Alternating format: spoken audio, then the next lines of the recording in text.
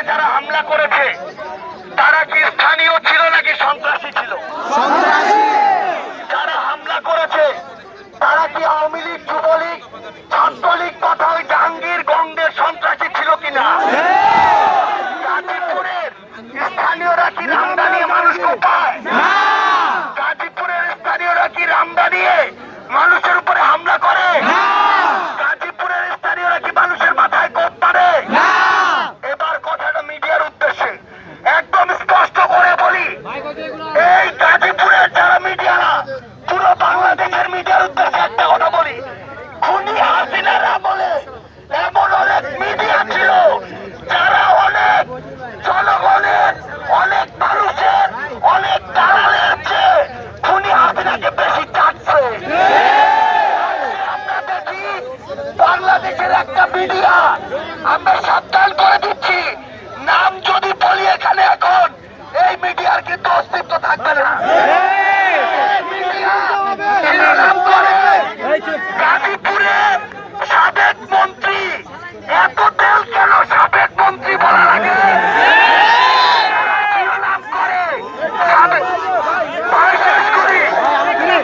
আপনাদের মন্ত্রীরা কি টাকা দিয়ে এখনো চালায়?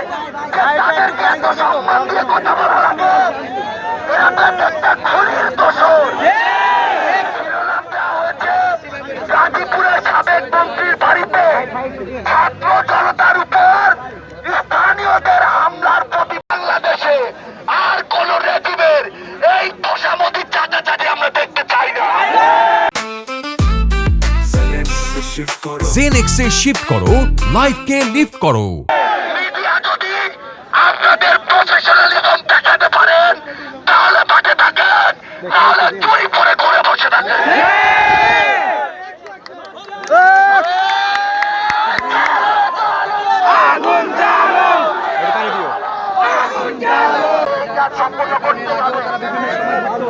ছাত্র জনতার উপর হামলা করেছেন, এখনো অনেকে গ্রেপ্তার হননি, অনেকে পলাতক রয়েছে। সে কারণে তারা শুধু দ্রুত আজকের মধ্যে গ্রেপ্তার করতে হবে দাবি জানাচ্ছে। যেহেতু স্বরাষ্ট্র মন্ত্রণালয় থেকে কিছুক্ষণ আগে জানানো হয়েছে যে আজকে রাত থেকে যৌথভাবে সেনাবাহিনীর যে অপারেশন টেবিল ফার্স্ট সেটি শুরু হবে এবং আজকে রাতেই তারা অপারেশন করে তারা জড়িত রয়েছে, তাদেরকে গ্রেপ্তারের যে ঘোষণা সেটি আসলে দেওয়া হয়েছে স্বরাষ্ট্র মন্ত্রণালয় থেকে।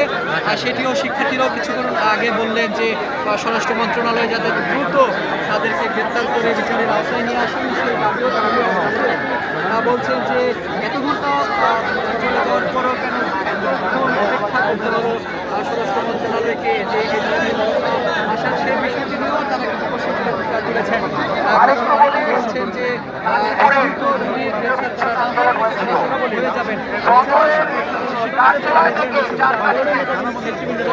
বৈষম্যবিরোধী ছাত্র আন্দোলন চলাকালীন সময়ে সাবেক মেয়র তারা কিন্তু এই আন্দোলনে অনেক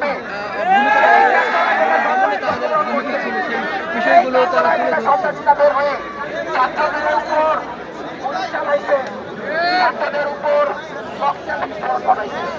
এই কার্যালয় কেন থাকবে? এই কার্যালয়ে কোনো নাম গন্ধ থাকবে। কার্যালয় থেকে বের হয়ে আমাদের গুলি চালাইছে, আমরাও পুলরু জানিয়ে তাদের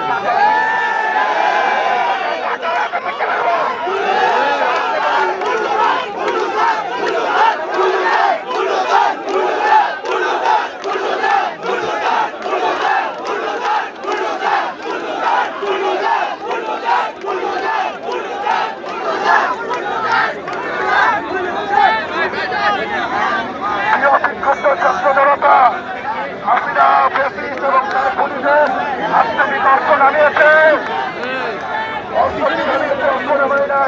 অতএব জুলাই কিন্তু এখনো শেষ হয় না ভাইরা। আমরা সারা বাংলায় খবর পাচ্ছি ফেসিস্ট এবং তার দূষররা বিভিন্ন জায়গায় আমাদের ছাত্র জনতা সাধারণ মানুষের উপর হামলা করেছে।